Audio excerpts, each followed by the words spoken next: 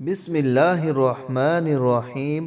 وظیفہ T V کے پیارے سننے والوں، آج ہم آپ کے لیے وہ دعا لے کر آئے ہیں جو حضور نبی کریم صلی اللہ علیہ وآلہ وسلم کا معمول تھا۔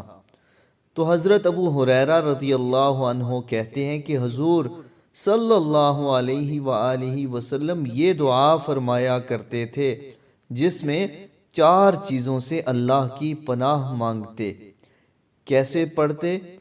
اللہم انی اعوذ بک من الاربع من علم لا ينفع ومن قلب لا يخشع ومن نفس لا تشبع ومن دعاء لا يسمع۔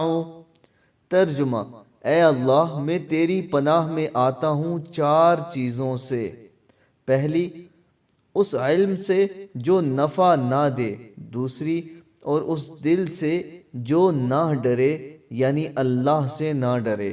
اور ایسے نفس سے جو سیر نہ ہو، یعنی ہمیشہ وہ کچھ نہ کچھ چاہتا ہو، فساد کی طرف بڑھتا ہو اور لذتیں چاہتا ہو۔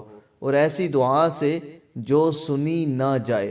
تو ہمیں بھی چاہیے کہ ہم بھی اللہ سے پناہ مانگیں انہی 4 چیزوں سے، اسی دعا کے ذریعے جو دعا حضور نبی کریم صلی اللہ علیہ وآلہ وسلم نے ہمیں خود پڑھ کر سکھائی ہے۔